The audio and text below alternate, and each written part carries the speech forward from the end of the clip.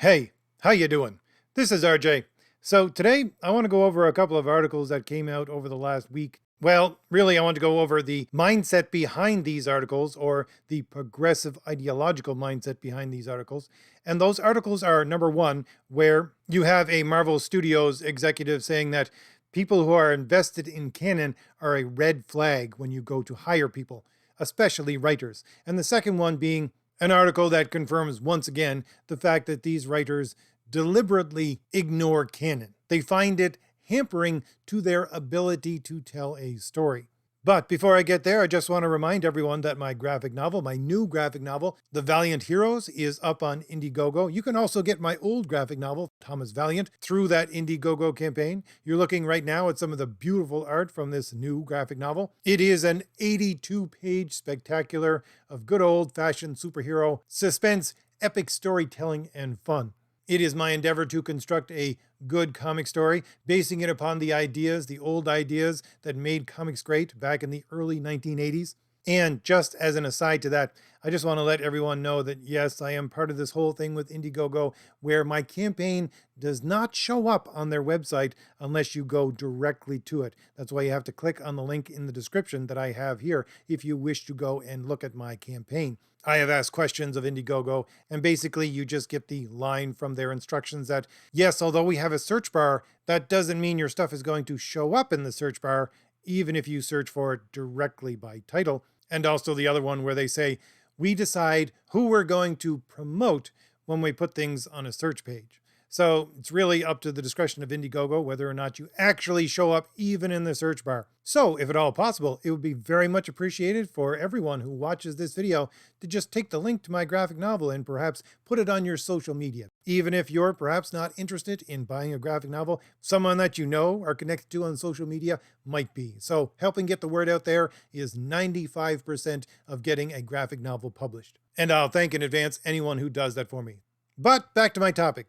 My topic is, as I said, based out of these two articles, that the people who control the entertainment system right now, number one, don't like canon, and number two, don't want to hire anybody who knows anything about canon. To them, that's a red flag. Now, the reason why these two articles actually came to my attention was because a bunch of people tagged me on social media and said, hey, guess what, Bounding into Comics? RJ over at the Fourth Age has been saying this and showing evidence for this for the last 3 to 4 years. You guys are a little bit late to the party. And to that, I would say, well, yeah, they're correct, but better late than never. I actually have a video which is 3 to 4 years old where I made this claim that this is what they're doing, directly not hiring people who are fans. And to me, at that time, 4 years ago, it was simply a hypothesis. And when I put forth that hypothesis, I got a bunch of people contacting me going, yeah, go check out this podcast, which was a Star Trek podcast where they interview people who worked on the new shows. And those people who were directly working for the new shows were saying, 4 years ago, yeah, we have to hide the fact that we're Star Trek fans in order for us to keep our jobs. So this has been something that has been known for quite some time now. And so my point being is not to bring this up as, oh, look, isn't this new and exciting? We now actually have proof that these people are just coming out and saying it. No, I've known this for several years now. The point of why I'm going over this now is to go back and trace the reasoning behind why these people don't like canon and won't hire people who are versed in the actual product and its history, especially when they go to hire writers. And those two things are directly linked to each other. Now, I say these people have a reason, but that is to say, you can trace their thought process back to a very specific thing, and that would be progressive ideology. That's as far as you can get, because of course, progressive ideology is not based upon rationality. Therefore, you can't go any farther back than that. And that's good by them because they don't want you going any farther back than that. Everything must stop at their ideological origin point, and you must believe what the ideology says simply because it has power. That's why everything revolves in the ideology of progressivism around power. It all comes back to power. It is the force of we say it is true, therefore it is true. But it's good to go over why these people think in this way and where their ideological understanding comes from in order to see that this isn't something willy-nilly that happens. It isn't something that one person or two people are stating. It is a direct result of the ideological bent of quote-unquote progressivism. And yes, I'm going to go far back and deep into this before I come back to storytelling, before I come back to Canon, before I come back to why these people who understand Canon aren't hired. But again, let's go back to the roots of this entire thing. And the roots of this entire thing is one of the main concepts that I'm always talking about. It's the idea of human nature and how progressives view human nature. Now, saying that, you have to realize, first of all, that quote unquote progressivism is not rational. It is not based upon reason. And therefore, these people hold contradictory ideas in their heads at the same time. And one of those contradictory ideas is the fact that, first of all, people don't have a human nature, but second of all, the nature of a human being is that the passions of any person should be in control. And yes, you have reason, but the only thing that reason is good for is to help you get your passions more quickly and more thoroughly. That's it. And really, it all comes down to reason. And some people in my comments, they say, oh, you're claiming that progressivism isn't rational. What evidence do you give for this? Well, I usually just come back to this one point. This statement, which I could show you from many, many sources, but this is the source that is really the most mainstream. It is from the Smithsonian Institute, claiming that what are some of the aspects and assumptions of whiteness and white culture in the United States. And not only do they break it down into a nice little graphic and in point form. And at that point where it says, emphasis on the scientific method. So part of whiteness and white culture is objectivity, rational linear thinking, cause and effect relationships, and quantitative emphasis. So here we see, what is rationality to these quote-unquote progressive people? It's a part of whiteness, or to put it more simplistically, it's a part of oppression. Rationality, where it comes from and where it leads to, is a part of oppression. Now, why is it a part of oppression? Well, looking at it as an outsider, I would say they list it as part of oppression because the ideology of progressivism itself does not stand up to the scrutiny of rational thinking. Therefore, they can't allow the people who believe in their ideology to be rational, because they would then see that the entire thing is bunk. And so they have to make sure that they steer clear of rationality. From an internal way of looking at it, they would think that rationality is part of oppression because, of course, they believe, as I stated just a minute ago, that the way that a human being exists is with a nature where the passions are in control. And yes, you have reason, but it is the servant of the passions. Now, this is a way of thinking which really developed about 500 years ago, started to take root then, but for the majority of Western civilization, it was quite the opposite. And I want to talk about that opposite for a few minutes in order to cement in your minds the connection of all these ideas. The millennia-old idea of how a human being ought to exist is with his reason in control as the master and the passions as the servant. Yes, we're broken individuals, and that's not just Christianity speaking. You go back to the Greeks, you go back to the Romans, they thought we're broken individuals. We can exist in a way where this does not happen, but the best way for us to exist, and the natural way for us to exist, is with the reason in control and the passions as servant, because we're made up of rationality and of passions at the same time. Now, why do they say this is the way that human beings should exist? Well, it's because they look at human beings and say, what do human beings want above all else? And what human beings typically want above all else is to be fulfilled. And how do you get to be fulfilled? You get to be fulfilled by living in a way where rationality is the master and your passions are the servant of your reason. Why?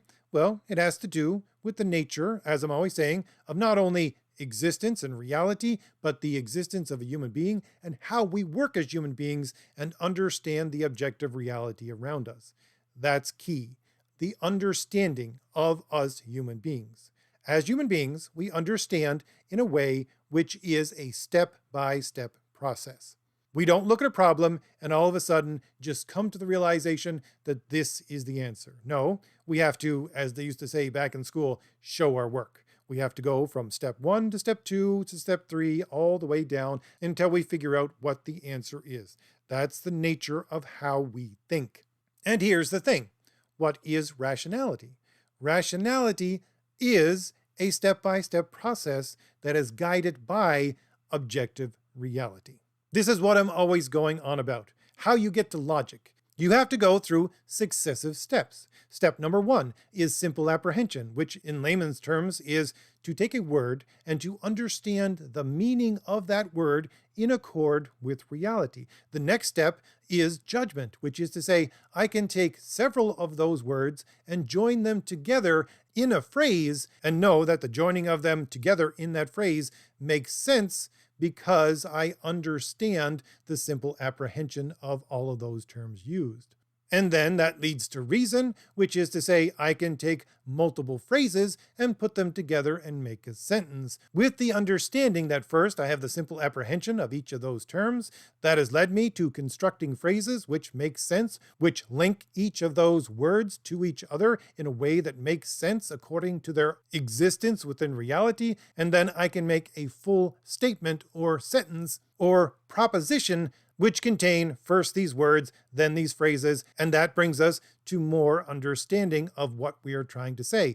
And then that leads us to logic. Well, what is logic? Logic is taking 2 or more of these sentences, 2 or more of these propositions, putting them together next to each other, saying, I understand proposition 1 to be true, I understand proposition 2 to be true. If I put them next to each other and combine them together, then it gives me a proposition 3, which I didn't previously know was true, but now I know is true. You see how this is all a step-by-step process. You can't skip any of these steps, and you do this to understand how reality works and how to get from point A to point B. And that's the exact thing, the exact reason why we need rationality in order to be fulfilled. Why? Because we're not fulfilled right now. Fulfillment is over there somewhere. And by fulfillment, I mean something, let's say in American terms, of pursuit of life, liberty, and happiness. That happiness at the end, that's fulfillment. That's over there. I need to get from where I am right now to over there. And the way that I do that is through reason. Now, for animals that don't have reason, they can be directed by their passions through their instinct to fulfill those passions. A wolf would think to itself, I'm hungry, and I see a deer over there, therefore I'm going to go attack it and eat it. That is going to fulfill the passion that I have of being hungry and sate my hunger. And that entire thing is done through instinct. But you can't reach true fulfillment just on instinct alone. Why? Because instincts and the fulfillment of those passions will veer you off from your larger goal, which is true fulfillment. If you concentrate, like an animal, only on your passions, thinking only in an instinctual way, the only thing that you will do is constantly fulfill those passions. But in order to get to true fulfillment for a human being, you need to sublimate those passions. That is to say, I need to say to myself, okay, yes, I want to do this thing right now, but in order for me to get to a better place, a place of fulfillment, I'm going to put those passions on hold for now. I'm going to ignore them. I'm going to take the drive that they give me and not move towards fulfilling those passions, but towards fulfilling that greater end of fulfillment itself. And us, human beings, as rational creatures, the only ones who are rational creatures, can do that. We use our reason to say, okay, I need to be over there, but I'm over here. Therefore, I'm going to calculate the step-by-step process I need to plan out in order for me to go from point A to point B to point C to point D and eventually end up at that point Z of fulfillment. This is what rationality does. This is what rationality is. This is how we use it. And when it's used correctly, that is to say, with a foundation of reality and understanding how things are in accord with reality, it allows us to take those steps and get to fulfillment. And again, it is only through allowing that reason to be in control of those passions which are trying constantly to veer us off into sidetracks, that we can get to that end point of fulfillment. This is the traditional way of thinking about human beings and their nature. This is the basic fundamental principle of natural law itself. It is the study of understanding that people are trying to be fulfilled as individuals and as societies, and how they go about trying to reach that fulfillment. And after having said all that, you can see quite easily what the quote-unquote progressive ideology is and why they want to have a focus on a human being where the passions are in control and the reason is only there to feed the passions. Why? Because what they want to do within progressive ideology, within the lives that they lead, is to simply be licentious, to feed their passions whenever they want to, however they can. Now, you're probably saying to yourself, once again, RJ, where are you going with this? What does this have to do with Canon and hiring people for entertainment purposes to write stories? Well, let's look at story itself just for a moment before I get into all of that. If you look at story and how it exists according to reality, it is very much a reflection of all that I just said. It's funny, when I do these videos, and especially when I do the ones about anime and manga, I get these people who are not typically watching my content and saying, oh, you just have these strict definitions of things. That's why you're so closed-minded. You can't see what's going on here. Yeah, I fully admit, I am closed-minded about some things. Why? Because, as a brilliant philosopher said about 100 years ago, there is something that you close your mind on. You close your mind on the truth. When you know the truth, what good is it to be open-minded to falsity? It makes no sense. If I get to the conclusion that 2 + 2 = 4, and I know that's the right answer, then why in the world would I listen to the multitude of people who are trying to convince me that 2 + 2 = something other than 4? No, I'm closing my mind on that. 2 + 2 = 4. If you don't believe that, then you don't understand how math works, how language works, how reality works. And so, when I define something like a story, yeah, I'm sorry, I'm going to go with the definition that has been around for almost 3 millennia now, which has been tried and tested by history and philosophy and theology, by reason, by logic, by all of these things. Over 3 millennia, putting it through the ringer, testing it against all comers that butt up against it from other societies and other cultures, and seeing it always come out on top. The definition of a story as being A, a rhetorical argument, and B, a representation of reality. And looking at that for just a second, why would you call a story a rhetorical argument? Why? Because it is an argument. It follows that exact pattern that I just talked about when talking about logic and reason. Why? Because you're taking words as an author and you're giving meaning to those words. Hopefully, the meaning to those words are based in reality. You're connecting those words together in phrases. Then those phrases are connected together in sentences, and then those sentences are put together next to each other in order for the reader or the viewer to make conclusions based upon those sentences and phrases and words that you're using in a correct definitional way. That is to say, in an objective way. Because the only way that I'm going to convey meaning between myself and yourself as the author and the reader is to use words objectively. Because if I have my own subjective meaning for all of these words and you have your own subjective meaning for all of these words, there's absolutely no way I can convey my meaning to you. It just doesn't work. Therefore, I have to use language in an objective way. You have to understand language in an objective way. We're using that objective mechanism for me, once again, to take those words and phrases and sentences, which all make up that story, and convey meaning to you. And that's exactly the pattern that you go from simple apprehension to judgment to reason to logic. And what do you get with logic? You get argumentation. And that's why a story is argumentation. Now, it's a rhetorical argument because you are reading the story. You don't get to talk to the author and ask him questions. Therefore, it's rhetorical, but it's an argument. And once again, it is at the same time a representation of reality. A story In its fundamental basis, how it works correctly is a reflection, once again, how human beings A, exist, and B, understand. You exist and understand properly in a way where reason is in control and the passions are subservient to the reason. In a story, the same thing happens. The story makes sense and actually works where objectivity is in control, that is to say, what is, what exists, and where the subjectivity is subject to it. Subjectivity being, I like this, I believe this, I think this. That is to say, once again, I need to have an objective connection between those words, which make up phrases, which make up sentences, which make up the story, because that's the only way I can convey meaning from myself, an individual, to yourself, another individual. So that's what a story is, and that's how a story works. It's dependent upon rationality. It's dependent upon the same principles as argumentation. It is argumentation. It is, however, and the ancients themselves even recognize this, the easiest corrupted form of argumentation, because you can use it to lead people astray from rationality very easily, but it's still argumentation. And it works properly when based upon rationality. And just a quick aside, this is why what you see around you from these progressive storytellers is what I would label propaganda. Why? Because they don't believe that this is the way a story should actually exist. Propaganda, in its correct definition, has the following trait.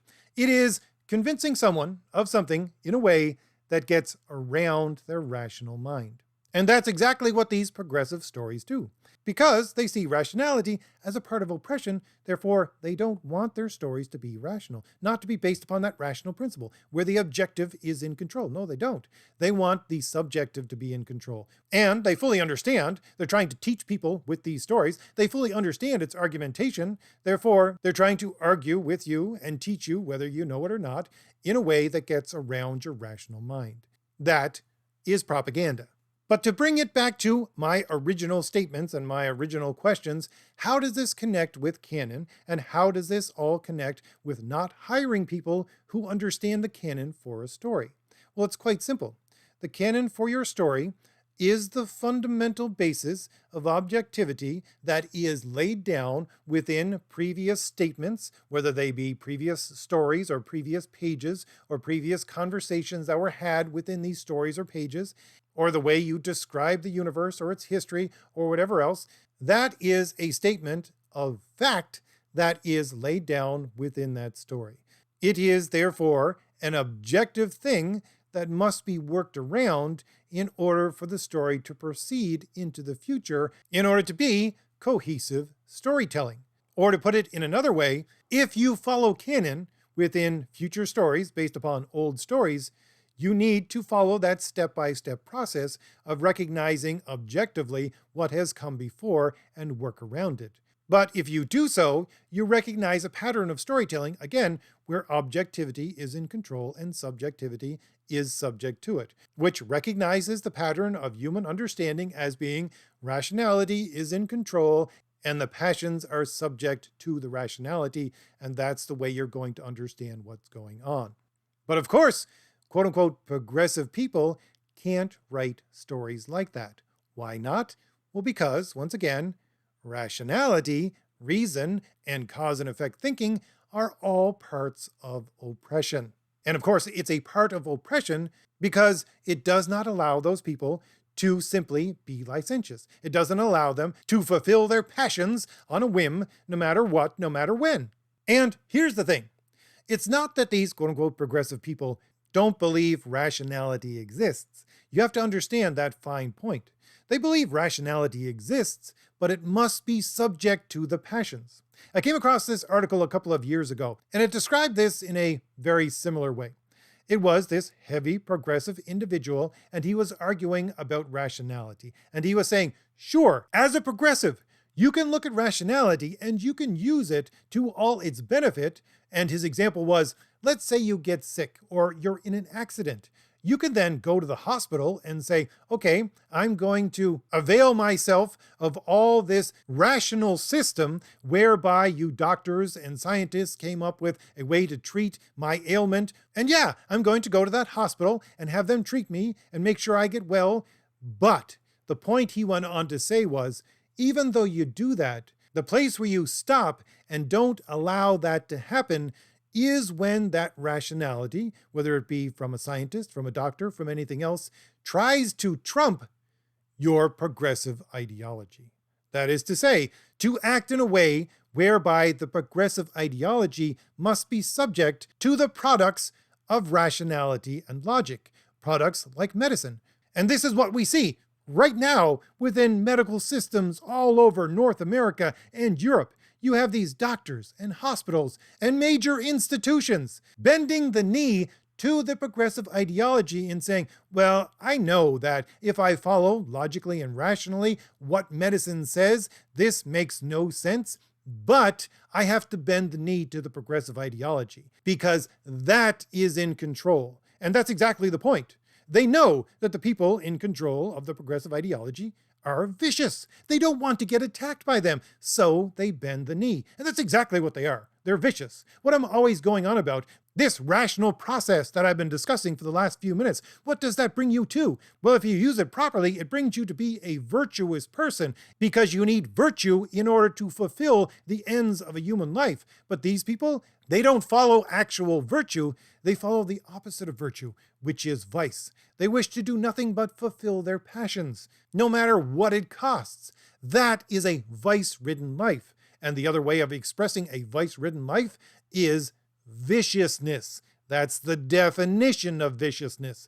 These people are by definition vicious. And so you have every last system within our culture right now recognizing the viciousness of these people and saying, yeah, they're telling me I have to bend the knee, even though I'm a scientist, even though I'm a doctor, even though I know that everything that I've built my career upon tells me that they are wrong, I'm still going to bend the knee. Why? I don't want to get attacked by these vicious people. That's why.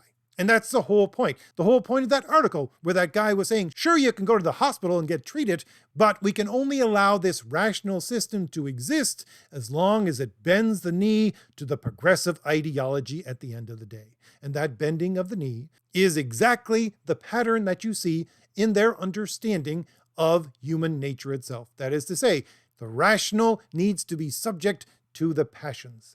Progressive ideology is the totem of unrestrained passions. Therefore, you, as a rational creature, no matter how rational you are, if you bend the knee to the passions, if you bend the knee at the end of the day, when push comes to shove, to the progressive ideology, you're bending your knee to the idea that the passions are rightly in control of reason. And that plays out exactly within a story. You see these people writing these stories. They have some inkling about where these stories come from. And yes, they will use canon, but only up to a certain point. And that certain point is, if canon is going to contradict the narrative of progressive ideology, it needs to be gotten rid of. That is really and truly the exact point. If you're looking at any story right now, and you're saying to yourself, hey, wait a second, this story doesn't make sense here, because they're violating canon.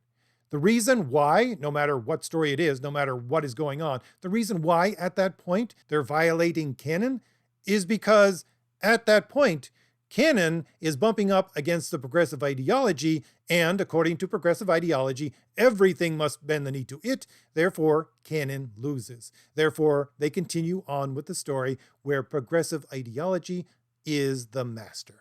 And this, of course, ties right directly in to that statement by that Marvel executive where he said that people who are fans of these properties, if we find that out, that's a red flag. We don't want to hire those people. And he was specifically talking about writers. We don't want to hire those kinds of writers. Why? Well, because those people have canon in their minds. That is to say, they're going to come in there with the mindset of, let's do it this way. We have to do it this way because that's the canon that has been laid down for this story. And again, that shows that they're thinking in a way where objectivity should be the master of subjectivity, in a way where rationality should be in control and the passions should be the servant. That is to say, in a way where progressive ideology comes second. And you can't have that. Now, why do they think these kinds of stories will sell? Well, again, it's because they believe that everybody operates in this way. They believe this is the nature of human beings because they've made themselves like that, because they wish to fulfill their own passions. They believe wholeheartedly that human beings exist in a way where their passions are naturally in control and should be there, and the reason is just an afterthought which helps feed the passions. This is why, when I listen to these Marvel podcasts over and over again, they have this mindset of, well, these stories, these heavy progressive stories, are just going to sell like hotcakes. We just need to connect with that audience out there. And we haven't been able to connect with it so far because of why? Because of oppression. Whether it be external or internal, it all comes back to oppression. That's why, of course, whenever any of these progressive products, whether they be a comic book or a television show or a movie or a miniseries or anything, that's why when they fail, they automatically go to, well, it failed because of oppression. That's the only answer to them. They're not going back to it because they're trying to weasel out of something. They truly believe it's because of oppression that this thing didn't sell well. Why? Because they fully believe that it should be selling extremely well to everyone across the globe, because they believe everyone across the globe exists in a way where their nature is to have passions first and reason second. And that's exactly what the story is. It's a story that says, hey, guess what? This is a story about the passions coming out on top and the reason being subject to it. Which again, the shorthand for that is, this is a progressive story. We're going to show you not only a picture of yourself and how you exist, but we're going to validate that picture whereby you can be licentious, just like us, where you can exist unabashedly, where your passions are in control and your reason is subject to it. Again, they believe all of humanity exists in this way, and therefore all of humanity should be lapping up these stories. Therefore, if they're not, the only reason why is because the majority of human beings are being prevented from doing that, and that prevention of them doing that is oppression. So let's, at the end here, look for a second at what this means about how these people who produce this kinds of entertainment think about you and I. Well, they literally think we're stupid. The thing is, if you go back to, let's say, the medieval period, yeah, sure, there was propaganda back then. There was unabashed propaganda. Governments and churches had a propaganda arm. Why? Because even though they believed in humanity, where it should exist, where rationality comes first and the passions are subject to it, even though they believed that was the natural state of human beings, they also understood that, hey, guess what? 99.99% of the population is a subsistence farmer. They're just working their fingers to the bone all day, almost every day, in order to feed themselves and their family. They don't have time to learn how to read. They don't have time even to learn simple things like how to count, like numbers. Therefore, how can you expect them to have the free time in order to understand a complex system like rationality? They don't have that time. Therefore, they don't understand how rationality works. Therefore, no, they're not very rational. Therefore, that common herd of people, if we wish to give them some understanding how things work, we got to do it in a way that gets around their rational mind, because the rational mind really isn't working very well, if at all. Therefore, they used propaganda. But of course, we got to about 1945, and a lot of people in the world were going, hey, wait a second, you can't do that anymore. We're educated enough so that we can understand what's going on. You want to lay out the facts for us, we can understand, or at the very least, have the ability to understand now, because we got enough leisure to have enough education to actually be someone who understands rationality. But really, that's beside the point. My point is that, you see, in the Middle Ages, they said, oh, you know, that common herd, they're stupid. Therefore, we got to teach them in this other way. And that's how these progressives see themselves right now. They're the 0.01% of the enlightened. They're the people who are smart. And they see us as the common herd, as the ignorant masses that must be taught through propaganda. And the funny thing being is, they understand a condition of human nature that the passions should be in control, and the reason is just a secondary thing. They understand that. That's the way that they look at the world. Therefore, their definition of smart and stupid is, well, you follow reason to its T, and you say things can't contradict that, and you're making arguments based upon nothing but that. Well, I'm sorry, but according to the progressive ideology, that makes you stupid. So, number one, they either think that you're blatantly ignorant and don't understand anything, or even if you are rational, well, that's still a form of ignorance, and therefore you're still stupid. So what is the criteria of becoming smart? How do you do so? Well, again, I just listened to these 3 different podcasts last week from Marvel where they were talking about this exact thing over and over again. What do they talk about? They talk about emotional intelligence, which, by the way, is a contradiction in terms. Well, at the very least, a contradiction in terms in the way that they're defining things. Because if you define it as saying, yes, I am intelligent enough to understand how my emotions work, and therefore I have emotional intelligence that way, yeah, okay, the ancients did that. You can go back to Augustine in the 4th century AD, who said, this is the definition of fear. This is the definition of love. We can understand all of these emotions, these passions, in a rational way. So if you're defining emotional intelligence that way, sure, that's fine. But that's not how these quote-unquote progressive people define emotional intelligence. How do they define it? They define it as being, you become intelligent by listening to nothing but your emotions. Again, where the emotions, where the passions are in control, those things are what teach you how to act and what to do. And if that pesky rationality rear its ugly head in order to trump any of these emotions, you got to shove it down. You got to get rid of it. That's how you become emotionally intelligent. And the way that they usually express this is, you become sympathetic, empathetic to the people around you because you're using nothing but your emotions to understand, in quotation marks, what is going on. And how do they gauge whether or not you're doing this properly? You're earmarked as doing this. You're earmarked as being intelligent in this way by how quickly you bend the knee to progressive ideology. So, if I've given you anything new to think about, hit like, hit the shield in the lower right-hand corner of your screen to subscribe, and leave me a comment. Tell me what you think about all of this. And don't forget, the link is in the description for my new graphic novel. It is a story of high adventure and heroic individuals. So if any of that sounds appealing to you at all, you might want to click on that link in the description and go on over and see if my graphic novel is for you. And if not, it would be greatly appreciated if you would take that link and share it on social media. Get the word out for anyone else who might want to enjoy a well put together story of that caliber. All right, I'll leave it there. I'll see you later. Bye.